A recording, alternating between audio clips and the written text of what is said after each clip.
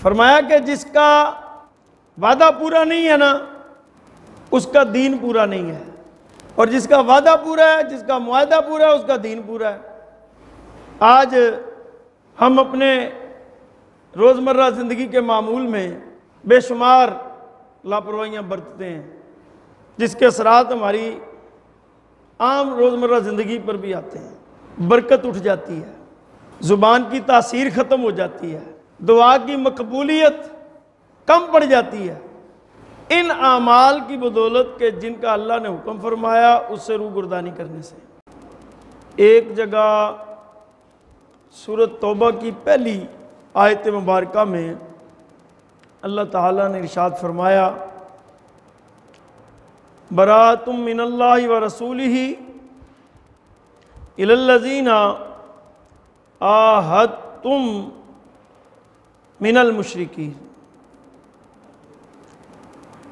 इसका मफहूम यह है कि बेजारी का हुक्म सुनाना है अल्लाह और उसके रसूल की तरफ से उन मुशरिकों को जिनसे तुम्हारा मुआहदा था और वो कायम ना रहे। और इसी तरह सूरत अनफाल में आयत नंबर 57 में अल्लाह तबारक व तआला इरशाद फरमाता है कि इन्नल्लाह ला युहिब्बुल खाइनीन, बेशक दगा वाले अल्लाह को पसंद नहीं है। इमाम नूवी रहमतुल्लाह अलैह लिखते हैं कि बाज़ लोग वादा को आम समझते हैं या इसको कौल करार का नाम देते हैं,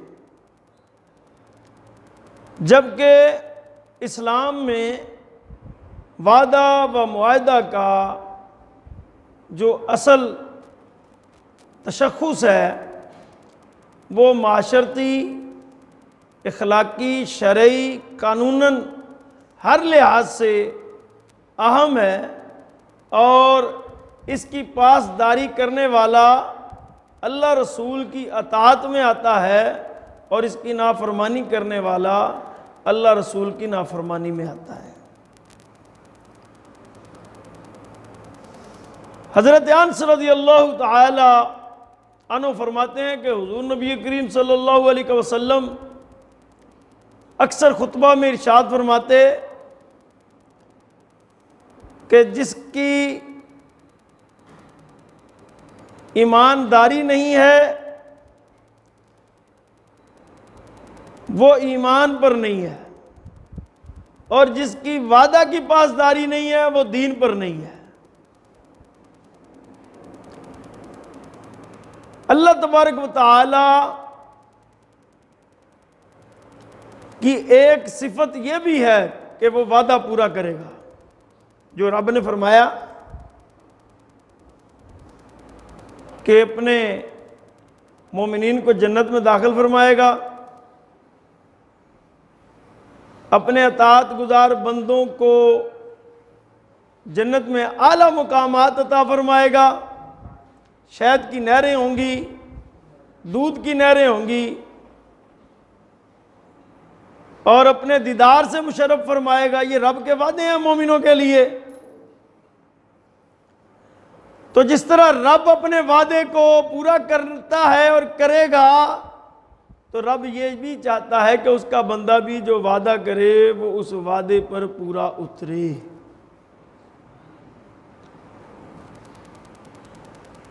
इसलिए हुजूर नबी करीम सल्लल्लाहु अलैहि वसल्लम ने 6 अमल करने वालों को जन्नत की जमानत अता फरमाई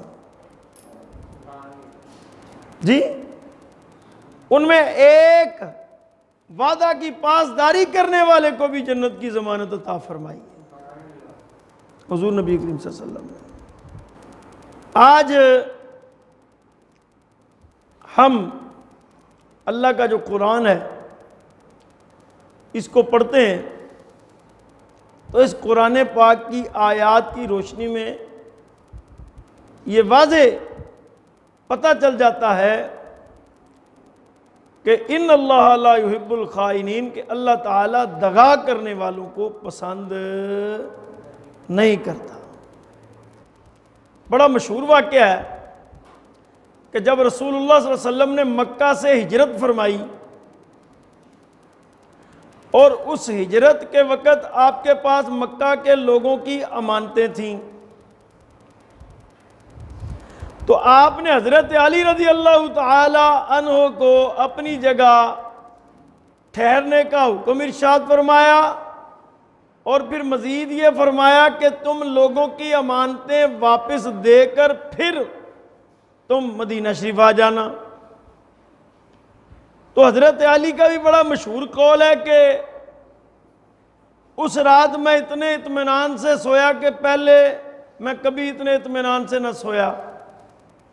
कि हज़रत अली रज़ी अल्लाह ताला अन्हु फरमाते हैं कि मुझे इस बात ने इत्मीनान दिया कि हुज़ूर ने फरमाया कि तुम अमानतें देकर मदीना शरीफ आ जाना, इसका मतलब है मुझे कुछ भी नहीं होगा। यकीन देखें, ईमान देखें। तो आज हम अगर अपने इर्द गिर्द निगाह डालते हैं, गौर करते हैं,